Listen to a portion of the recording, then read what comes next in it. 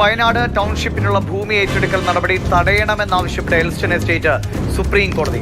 ഭൂമി ഏറ്റെടുക്കാനുള്ള സർക്കാരിന്റെ നീക്കത്തിനാണ് തിരിച്ചടിയേറ്റിരിക്കുന്നത്. 146ഓളം ഹെക്ടർ 2 എസ്റ്റേറ്റുകളിലായി ഭൂമി കണ്ടെടുത്ത് അവിടേക്ക് ഒരു ടൗൺഷിപ്പ് സ്ഥാപിക്കാൻ വേണ്ടി സർക്കാർ ആലോചിച്ചു, തീരുമാനിച്ചു.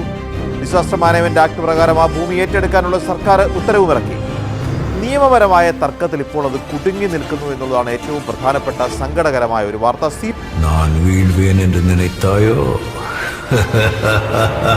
ഈ നാടിന്റെ പ്രശ്നങ്ങൾ പരിഹരിക്കുന്നതിന് ചുമതലയേറ്റവരാണ് ഞങ്ങൾ. ആത്മധൈര്യത്തോടെ ഞങ്ങൾക്ക് പറയാൻ കഴിയും, ആ ചുമതല ഞങ്ങൾ നിറവേറ്റുക തന്നെ ചെയ്യും. വയനാട്ടിലെ ഉരുൾപൊട്ടൽ ദുരന്ത ബാധിതർക്കായി സർക്കാർ നിർമ്മിക്കുന്ന കൽപ്പറ്റയിലെ ടൗൺഷിപ്പിൽ 200 വീടുകളുടെ വാർപ്പ് പൂർത്തിയായി. പ്രതിദിനം 1500 തൊഴിലാളികളാണ് നിർമ്മാണ പ്രവർത്തനങ്ങളുടെ ഭാഗമാകുന്നത്. ടൗൺഷിപ്പ് ഉടൻ പൂർത്തിയാകുമെന്ന പ്രതീക്ഷയിലാണ് ദുരന്തബാധിതർ.